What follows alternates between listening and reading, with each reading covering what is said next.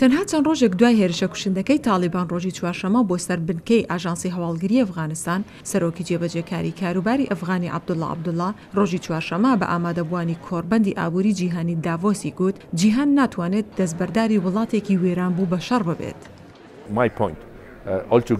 تەواوی مەبەستی من بۆ هاوڕێ هاوبەشەکانمانە کە قوربانیان داوا بە خوێن و سامان و بەردەوامی بێ ئەوەی ئارامی خۆیان لەدەست بدەن. قسە ئاسانترە لە کردار، بەڵام ئاکامی هەیە. ئێمە هەمومان لە 18 ساڵی ڕابردوودا هەڵەمان کردووە. نابێت ئێمە ئەو هەڵانە بخەینە ئەستۆی خەڵکی ئەفغانستان.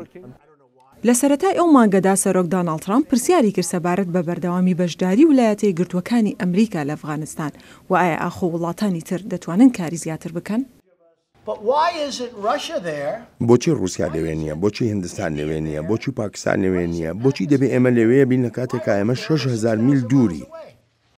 بەرپرسانی تالیبان ئەو هەفتەیە گوتیان ئەوان سەرقاڵی خولێکی نوێی دانوستانی ئاشتین لەگەڵ شاندی ویلایەتە یەکگرتووەکانی ئەمریکا بەڕابەرایەتی نوێنەری تایبەتی ئاشتەوایی سیاسی ئەمریکا زاڵمای خەلیلزاد.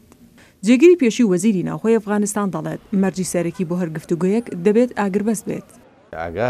ئەگەر تەوەرەی سەرەکی و مەرجی یەکەمی و توێش سەبارەت بە ئاگربەز نەبێت ئەوە لەلایەن خەڵکی ئەفغانستانەوە پەسەند ناکرێت لەبەرەوەی ئێمە لە 40 ساڵی ڕابردووە لە ژێرناوی ئاشتی ئازار دەچێژین و دووچاری کوشتن دەبینەوە. ناتوانین ئەو بارگرانی و ئازارە بۆ 40 ساڵی تر هەڵگرین لەو پێناوەدا.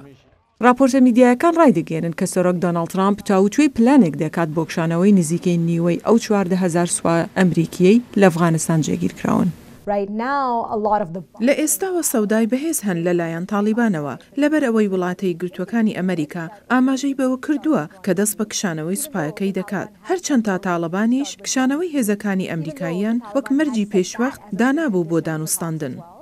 تالیبان ڕەتی کردەوە کە ڕاستەوخۆ دانوستان لەگەڵ حکوومەتی ئەفغانستان ئەنجام بدە.